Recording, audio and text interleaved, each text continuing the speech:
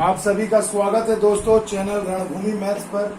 जी हाँ दोस्तों, आज के इस वीडियो में मैं आपको एक इतना बेहतरीन कंसेप्ट बताने जा रहा हूँ और इस पर मैंने पहले भी चर्चा की है दोस्तों।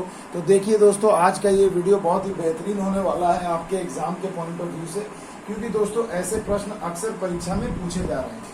तो आइए दोस्तों, चलिए टाइम वेस्ट नहीं करते हैं, नंबर सिस्टम पर आधारित ऐसे प्रश्न जो भी एसएससी, सीएचएसएल, सीजीएल और आरआरबी, एनटीपीसी स्टेज 2 में बहुत बार पूछा गया है और आगे भी लेवल 2, 3 और 5 की जो परीक्षाएं बाकी हैं अभी एनटीपीसी की, उसमें भी आपको ऐसा एक क्वेश्चन मिल सकता है।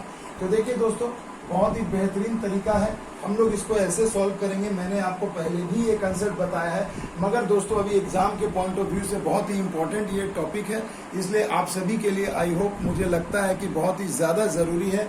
इसलिए मैं इस बार आपको बहुत ही फिर से एक बार वीडियो बना रहा हूँ और इसमें भी बहुत सारे नए नए टाइप के प्रश्न को मैंने ऐड किया है।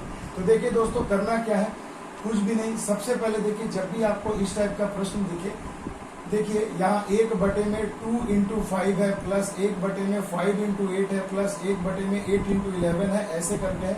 तो सबसे पहले आप गिन लीजिए, एकदम सुपर फास्ट ट्रिक दोस्तों। बहुत सारे सवाल तो आप इस मेथड से भरबली बना लोगे।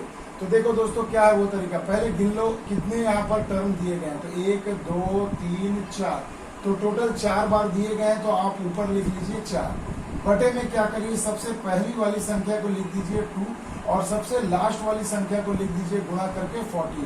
बस यही आपका आंसर हो जाएगा, इसे सॉल्व कर दीजिए। तो देखिए 2 दूनी 4, 2 एकम 2, 2 सते 14, यानी आपका आंसर हो जाएगा इस प्रश्न का 1/7। देखो बच्चों, चुटकियों में सॉल्व हो गया ये। आइए दूसरा क्वेश्चन भी देख लेते हैं। तो देखो यहाँ पर सबसे पहले काउंट करो कि कितना है। तो 1, 2, 3, 4, 5, तो 5 बार दिया, तो आप लिख देंगे ऊपर में 5 और बटे में क्या करेंगे, सबसे पहली वाली संख्या 1 और यहाँ पर लिख देंगे सबसे बाद वाली संख्या यानी 21। बस भैया, आप देखो ये तो कटेगा नहीं, तो सिंपल आपका आंसर हो जाएगा 5/21। तो देखिए दोस्तों, भरबली इसे आप आंसर कर सकते हो सिर्फ गिन कर। तो ऐसा जबरदस्त तरीका लेकर आया हूँ, आई होप आपको मजा आएगा। तो देखिए दोस्तों, अगला जो क्वेश्चन है आपके स्क्रीन पर है, बिल्कुल सामने, चुटकियों में सॉल्व करिए हमारे इस नए मेथड से।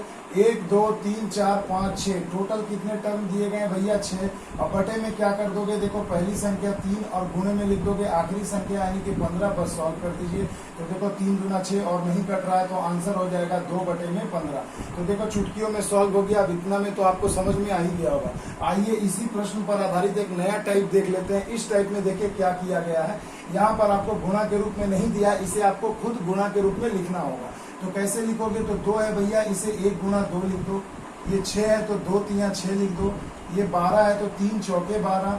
ये 20 है तो 4 पंजे 20 और ये 5 है 30 है तो 5 छके 30। देखो सिंपल आ गया। देखो 1 × 2, 2 × 3। तो देखो पहले टर्म की जो लास्ट वाली संख्या है वो दूसरे टर्म की पहली संख्या हो जा रही है, यानी आपको ट्रिक मिल गया कि आपको कंसेप्ट इसी तरीके से बनाना है। तो अब देखिए क्या करेंगे, 1, 2, 3, 4, 5, तो 5 बार है तो ऊपर हमने लिख दिया 5 और नीचे में क्या करेंगे, पहली संख्या इंटू आखिरी वाली संख्या यानी कि 6। तो यहाँ पर आंसर हो जाएगा 5/6। तो देखिए कितनी चुटकियों में सॉल्व होने वाला मेथड है दोस्तों। ऐसे प्रश्न लगभग हर सेट में आपको पूछे जा रहे हैं, तो ऐसे प्रश्नों के लिए तैयार रहना मेरे बच्चे। तो देखिए दोस्तों, स्क्रीन पर बिल्कुल आपके सामने है क्वेश्चन नंबर 5।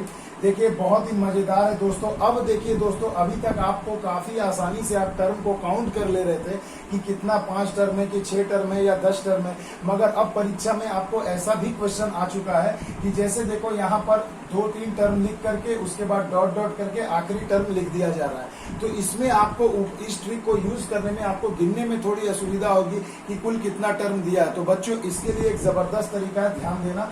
देखो पहले हम क्या करेंगे, 5 × 6 इसे लिख लेंगे। उसके बाद देखो 6 × 7, तो ये तो हमें ट्रेंड पता चल गया कि आखिरी वाली संख्या दूसरे टर्म की पहली वाली संख्या होगी। तो अब लास्ट वाले को केवल निकाल लो भैया। देखो सीधी सी चीज है, 184 है तो क्या होगा, 13 × 14 होगा कि नहीं भैया,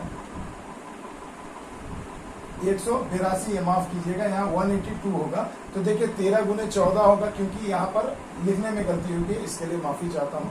तो देखिए 13 गुने 14। अब आप देखो पहला टर्म है 5, दूसरा टर्म कितना है 14।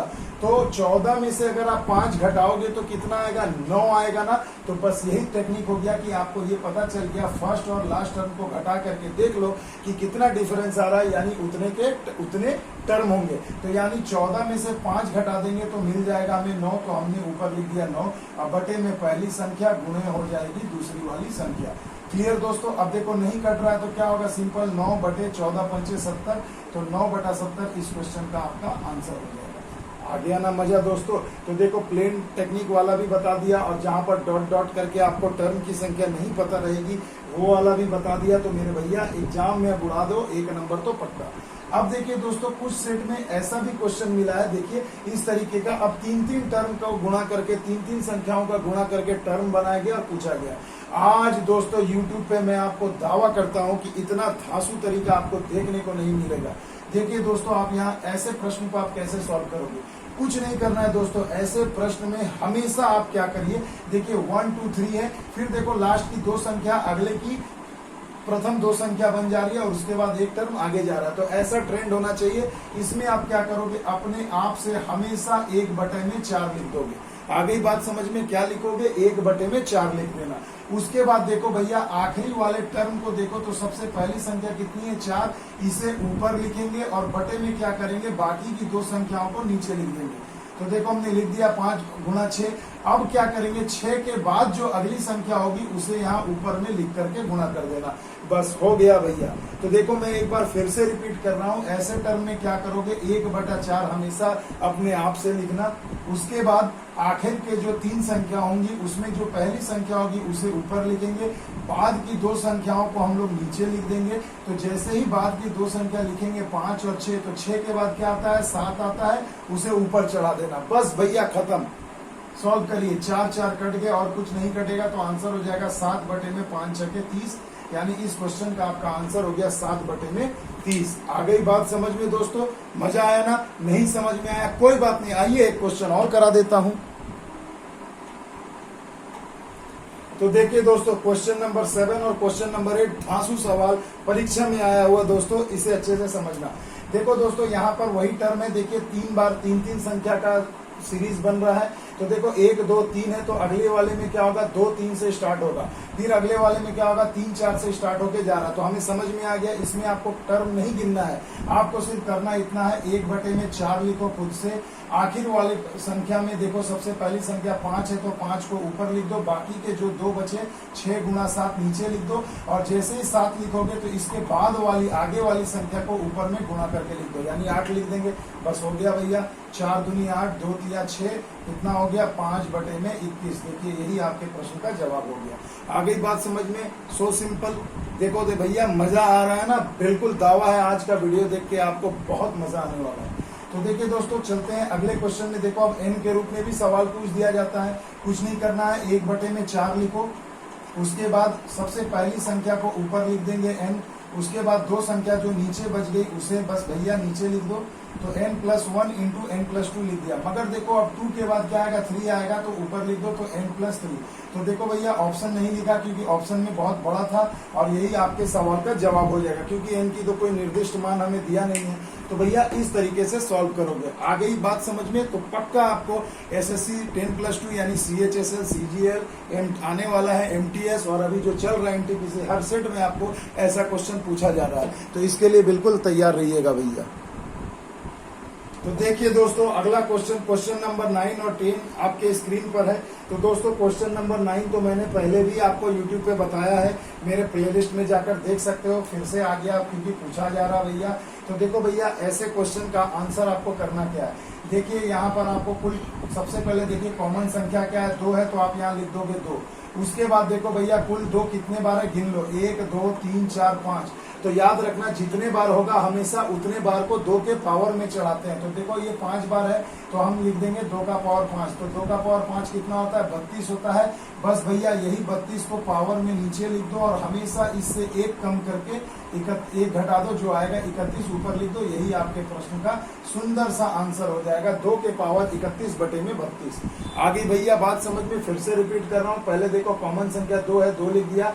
पहचान लेना प्लस माइनस कोई भी निशान नहीं है, ना ही अनंत तक है। तो बस भैया यही करना है, 2 का पावर में गिन लो 1 2 3 4 5, 5 बार 2 थे तो 2 का पावर 5 32, 32 को नीचे भी लिख दो और हमेशा 1 कम करके 31 ऊपर लिख देना। बस भैया 4 बार होता तो क्या आंसर होता? अगर ये मान लो अगर इसमें 1 2 का रूट अंडर 2 नहीं रहता तो क्या होता? 1 2 3 4 होते तो 2 का पावर 4 16, तो आंसर होता 2 का पावर 15 बटे में 16।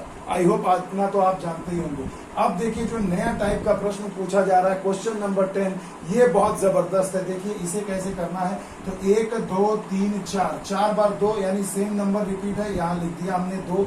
अब इसके बाद क्या करोगे? देखो भैया क्यूब कितने बार है, तो क्यूब रूट कितने बार है? 1 2 3 4 यानी 3 का पावर 4। क्योंकि देखो यहाँ पर अगर रूट के अंदर कुछ नहीं होता तो पहले जैसा सवाल हो जाता, मगर जब यहाँ क्यूब रूट दिया है ना तो अब आप क्यूब वाले रूट को देखो कितने बार दिया है। तो 1 2 3 4 बार दिया तो 3 का पावर 4 कितना हो जाएगा? 81।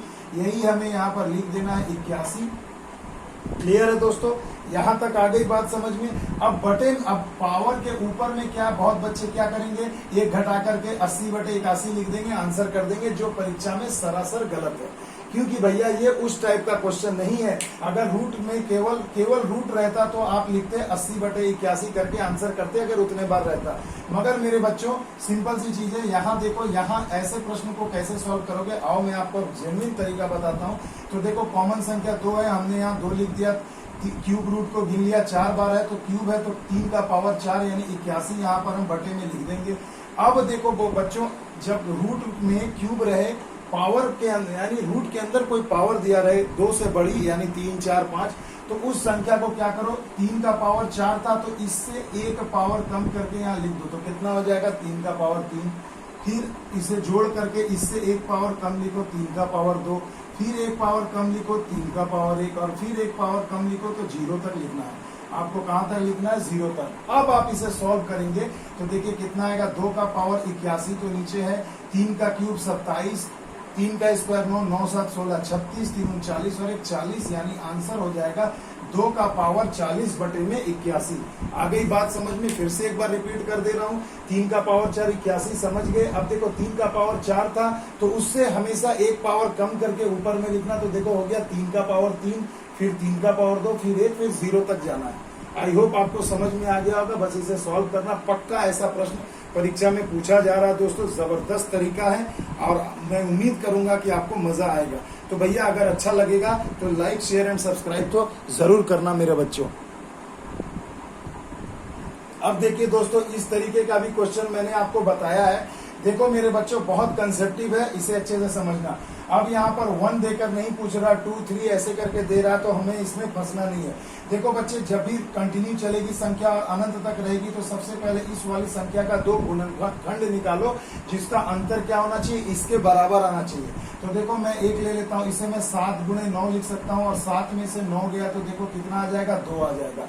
यहाँ तक कंसेप्ट क्लियर है? तो भैया जैसे ही ये मैच कर जाएगा कंडीशन, तो अगर प्लस है तो बड़ी संख्या आंसर होगी, तो यहाँ आंसर हो जाएगा 9। और अगर मान लो यहाँ पर प्लस की जगह माइनस दिया रहता है, यानी माइनस का चिन्ह रहता, तो आंसर छोटी वाली संख्या 7 हो जाता।